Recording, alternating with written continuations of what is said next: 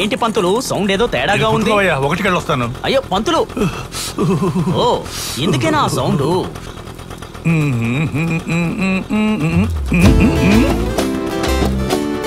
దేవుడు, దేవుడయ్యా దేవుడు. ఏమీ కనిపించలేదు. ఇంతలో దేవుడు ఎలా వెలిసాడు? దేవుడు ఉన్నాడయ్యా, ఇక్కడ వెళ్ళకూడదు, వేరే చోటికి వెళదాం.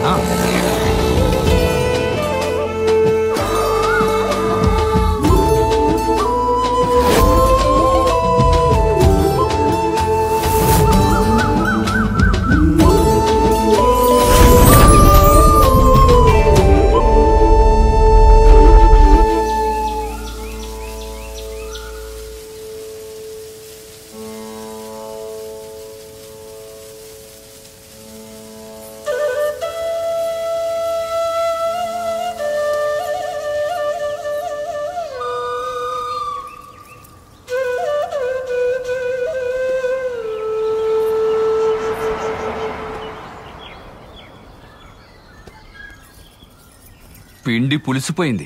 ఎన్ని మిరపకాయలు వేసాడు? ఒక డౌట్ అనియా. రేయ్, ఒక బోండా టీపించి ఎన్ని ప్రశ్నలు అడుగుతావురా? ఏంటి ఆ రాయి? ఏ దేవుడు? ఏ రాయి? ఆ రాయి. అన్నా చక్కెర తక్కువ వేసి 2 టీలు పెట్టాము. రేయ్, అది నీ కంటికి రాయిలా కనిపిస్తోందా? లేదు. సుబ్రహ్మణ్య స్వామి అయితే నెమిలి ఉంటుంది, వినాయకుడు అయితే తొండం ఉంటుంది, అమ్మవారు అయితే ఒక చేతిలో కత్తి తలకాయ ఉంటుంది. ఇక్కడ ఒట్టి రాయే కదా ఉంది. అప్పుడు ఏ దేవుణ్ణి మొక్కుతారు? మనస్ఫూర్తిగా నమ్మి కొలిచే వారికి అది శిలలా కనిపిస్తుంది. అర్థం కాలేదే. ఇలా చూడు, నేనే గొప్పోణ్ణి అనుకుని దండం పెట్టేవాడికి అది చిన్న దేవుడు, నా దేవుడు ఇదే అని దండం పెట్టేవాడికి పెద్ద దేవుడు, దేవుడే లేడనుకునేవాడి కంటికి అది రాయి. అంతే, వదిలే. సూపర్ అన్నయ్య. ఇంకొక డౌట్ మాత్రం చెప్తారా? బాగుండో చెప్తావా? చిన్నపిల్లని అమర్స్తున్నావు అన్నా. 2 బోండా అన్నయ్య. ఈ ప్రపంచంలో ఎంతమంది దేవుళ్ళు ఉన్నారు? ఎన్ని దేవుళ్ళు ఉన్నారని కనిపెట్టాలంటే ఎన్ని జాతులు ఉన్నాయని కనిపెట్టాలి. జాత?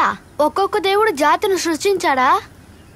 రేయ్, జాతులని నేను మురుక్కాలో కంటే దారుణం అనుకుంటాను. ఇలాంటి ప్రశ్నలు అడిగి నన్ను ఇరికిద్దాం అనుకుంటున్నావా? పోరా నువ్వు, నీ బోండా నువ్వు పెట్టవా. నేను వెళ్ళిపోతాను, నువ్వు తిన్నదానికి డబ్బులు ఇచ్చే. 10 పైసలు కూడా లేవురా, కూర్చోరా. అది అసలు నీ సమస్య ఏంట్రా? నీ ప్రశ్నకి సమాధానం చెప్పాలంతేగా. ఇలా చూడరా తమ్ముడు, దేవుడే మనుషుల్ని పుట్టించాడు, కానీ మనుషులే దేవుణ్ణి పుట్టించినట్టు తిరుగుతున్నారు. జాతి అనే దరిద్రాన్ని మనిషే సృష్టించాడు. ఒక్కొక్క జాతి కూడా ఒక్కొక్క దేవుని నమ్ముతున్నారు, కత్తులతో నరుక్కుంటున్నారు. వదిలే. ఒక జాతి దేవుడు ఇంకొక జాతి వాళ్ళు మొక్కితే ఒప్పుకోరా? ఎంతవరకు అలా ఏ దేవుడు చెప్పలేదు. నీకు ఇంకా ఏదైనా డౌట్ ఉంటే గుండు రాజేందర్ నాకేం తెలుసురా? నేనే వడ్డీకి అప్పు తీసుకుని కొట్టు పెట్టుకుని నడుతున్నాను. నువ్వు మతకలహాలు రేపుతున్నావా? ఎక్కడి నుంచి వెళ్తావా? పోలీసులు పిలవనా? పోలీసులు పిలుస్తా. అరే నువ్వు ఆపవయ్యా. అన్నయ్య చివరికి వచ్చేసాం అన్నయ్య, ప్లీజ్ అన్నయ్య. వీడు నన్ను ఓసాలు అక్కటించేలా ఉన్నాడు. రాజేంద్ర, వాడు ఏదో ఒకటి అడుగుతున్నాడు, చెప్తూ ఉండు. ఇలా చూడు, డబ్బు కావాలంటే లక్ష్మిని దండం పెడతారు, ప్రశాంతత కావాలంటే యేసుని దండం పెడతారు, దానం చేయాలంటే అల్లాని దండం పెడతారు, ఏ సమస్యలు వద్దనుకుంటే వినాయకుడిని దండం పెడతారు. అప్పుడు నెమ్మదిగా ఉండాలంటే హరిచంద్రుని దండం పెట్టాల్సిందే. శ్మశానానికి వచ్చి మనల్ని ఇబ్బంది కలిగించరు. పిచ్చి గోడ జుట్టోడా, ఈ కథని ప్రొద్దున న్యూస్ పేపర్ లో నేను చదివాను. ఏంటి చిన్నపిల్లలను చేసి కథలు అడుగుతున్నావా? ఎక్కడి నుంచి వెళ్తావా? వేడి నేను పోసేనా? నేనెక్కడ చెప్పానయ్యా? పొద్దు నుంచి ప్రశ్నలు అడిగి ప్రాణం తీస్తున్నాడు. వెళ్ళి బోండా ఒకటి తీసుకురా. నీకు డబ్బులు కావాలా వద్దా? ఇవ్వకుండా వెళ్ళి చూడు. టీ పెట్టావా? వాడి సంగతి వదిలే, నేను చెప్పేది విను. నీకు అర్థమయ్యేటట్టు ఒక కథ చెప్పమంటావా? చెప్పు, కానీ ఇంటర్వ్యూ లేకుండా చెప్పు. సరే, నేను కథ చెప్పేటప్పుడు అప్పుడప్పుడు డౌట్లు అడగకూడదు, అలాగే మధ్య లేచి వెళ్ళిపోకూడదు, ఓకేనా? నువ్వు చెప్పు చూద్దాం. కథ క్షుణ్ణంగా. చెన్నైలో నాకు ఒక ఫ్రెండ్ ఉన్నాడు. వాడు ఉదయం లేవగానే పనికెళ్తాడా? కాదు, రాత్రి మిగిలిన సరుకు ఉదయం ఫుల్గా తాగుతాడు. వాడి మొదటి పని ఇతరులను మోసం చేయడం, రెండవ పని వాడిని వాడే మోసం చేసుకోవడం. రెండు ఒకటే కదా? మరి వాడేరా గణేష్. ఆ దరిద్రం వాడు ఎక్కడున్నాడు? సారు ఇప్పుడు థింక్ చేస్తూ ఉండుంటాడు అనుకుంటా. థింకా? గణేష్ వాళ్ళ నాన్న ముత్యాలయ్య వినాయకుడి భక్తుడు, అందువల్లే వాడికి గణేష్ అని పేరు పెట్టారు. గణేష్ కూడా పెద్దయ్యి వాడు కూడా వాళ్ళ నాన్నలాగే వినాయకుడు భక్తుడైపోయాడు. డైలీ అగరత్తులు వెలిగిస్తాడు, ₹1 ఉండీలో వేస్తాడు. ఆ తరువాత గాంధీ జయంతికి వైన్ షాప్ మూసినా, అప్పులోళ్ళ దగ్గర ఇరుక్కున్నా, అంతెందుకు తాగి పోలీసుల దగ్గర దొరికిపోయినా వినాయకుడి మీదే నింద మోపుతాడు. ఎందుకంటే వాడు వెలిగించే అగరత్తుకి, ఉండీలో వేసే రూపాయికి వినాయకుడి చేత పనిచేయించుకోవాలనుకుంటాడు.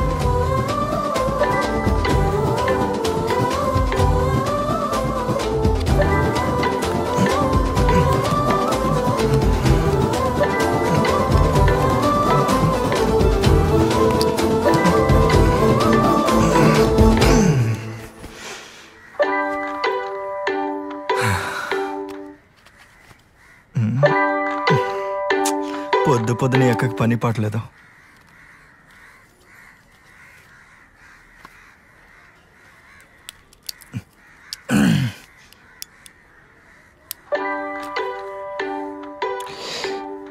ఎనిమిది సార్లు చేసిందా? ఈ పాటికి ఇంట్లో నుంచి చీర కట్టుకొని జాతరలో కొనుక్కున్న కళ్ళద్దాలు పెట్టుకుని బయలుదేరి ఉంటుంది. అరిగిపోయిన మోకాల్ని ఈడ్చుకొని వచ్చేసరికి 20 నిమిషాలు పడుతుంది. అందులో సగం చాలు మనం ఎస్కేప్ అవడానికి.